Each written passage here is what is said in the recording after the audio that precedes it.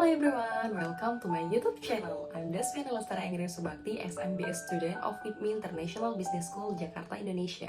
In this splendid occasion, through this video, I would like to deliver you about mind mapping of corporate finance course lectured by our honorable Professor Roy Sembel.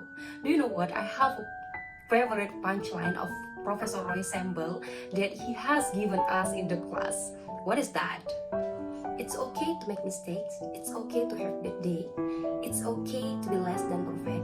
As long as we learn from our mistake, all these mistakes gonna be the obstacle to drive us becoming a much better version of ourselves. So keep going.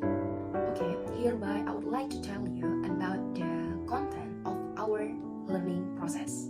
There are introduction to financial management, time value money, analysis of securities, capital structure, and book review, event analysis, and final examination. This is the most important thing. One, the objective of this study, we are expected to be able in explaining important financial management decisions and interlinkage among them. Apply financial management decision-making tools in analyzing financial decision problems.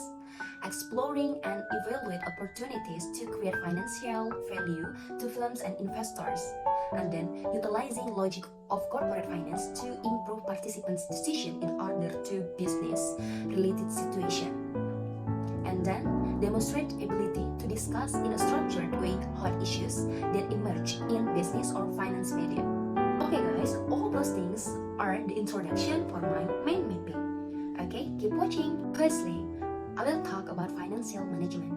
Overall, the purpose of financial management is to optimize the utilization of financial resources, minimize financial risk, and enhance the financial well-being and sustainability of the organization. It is a vital function that supports decision-making at all levels and contribute to the long-term success of the organization. Okay, let me tell you a little bit further about it. In financial management, there are three things that we have learned in the class. First, internal factors, second, external factors, and the third, the extra model. Let's talk about internal factors. One of them is basic management. In basic management, we learn about the principal agent. It is about shareholders and management conflict, which is consist of three principles. First, conflict interest. Two, asymmetric information. Three, moral hazard. To overcome this situation, the good corporate governance principle is needed as the solution, namely transparency, accountability, responsibility, independency, and fairness, which is called as TARIF. Another interesting thing we've learned was about 5 business essentials of Ramcharan. They are cash, profit margin, velocity, growth, and customer focus. Okay, next we're talking about capital budgeting. Capital budgeting is the process of evaluating and selecting long-term investment projects by assessing their cost, benefits, and risk. It helps organizations make informed decisions about where to allocate their capital for maximum returns and growth. The capital budgeting process generally involves evaluation of cash flow. The estimated cash flows are evaluated to assess the project's profitability and financial viability.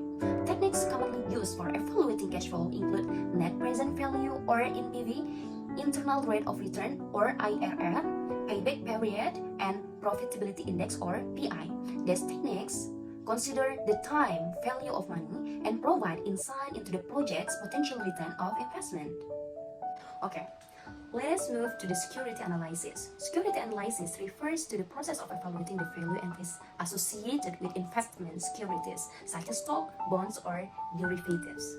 It involves examining various factors to determine the attractiveness of a security as an investment opportunity. The goal of security analysis is to provide insight into the intrinsic value of a security and assist investor in making informed investment decisions. There are two main approaches to security analysis. First, fundamental analysis. Fundamental analysis focuses on evaluating the underlying financial and qualitative factors of a security. Second one, technical analysis. Technical analysis, on the other hand, is primarily concerned with analyzing historical price and volume data of securities. Okay, now we talk about capital structure. Capital structure refers to the way of company finance its operation and investment by utilizing different sources of funds, including debt and equity. It represents the mix of long-term debt, preferred equity, and a common equity used by a company to support its assets and activities. The capital structure decision is a crucial aspect of financial management as it affects the company's risk profile, cost of capital, and overall financial stability. The component of capital structure. First, debt. Debt represents borrowed funds that a company must repay over time, typically with interest. It can include bank loans, bonds, and other forms of debt financing. Taking on debt allows a company to leverage its operation and potentially enhance returns on equity. However, excessive debt can increase financial risk and interest obligations. The second one, equity. Equity refers to the ownership interest in a company, represented by common stock and retained earnings. Equity financing involves raising capital by selling shares of the company to investors. Equity holders bear the residual risk and enjoy the benefits of ownership, such as voting rights and potential dividends. Equity financing doesn't require prepayment, but dilutes existing shareholders' ownership and earnings. We discussed about fraud risk management in corporate finance class 2. Fraud risk management is about taking steps to prevent, detect, and respond to the fraudulent activities within an organization.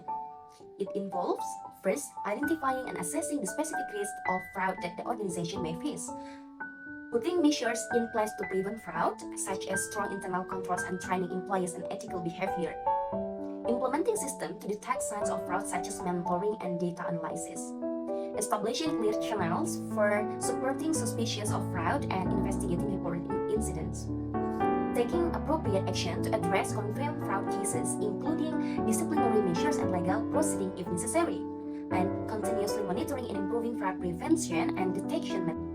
By actively managing fraud risk, organization can minimize financial losses, protect their reputation, and maintain trust with stakeholder and shareholder. All those mind mapping that I conclude during this class, not only that, we are given the opportunity to choose one of the finance book to be reviewed as well. Then I and my group members choose Personal Finance for Dummies by Eric Tyson to be analyzed. Another fun thing we did was study the case of Wall Street from the movie, which gave us an overview of finance issue in the global economy. In the last meeting of the class, we presented the event analysis result to the class as the group final examination. Once again, I and my group members choose Gojek and Tokopedia as the study objects to complete the learning process of corporate finance. We did a company report and investment simulation in order to have a better understanding and critical thinking. I think it's enough for me up to this point. My special thanks and gratitude to Professor Roy Samuel and all of my classmates for supporting each other during these odd semesters, especially my group members, the great secondary group. See you on the next special occasion, guys. Oh, I want to tell you something important too.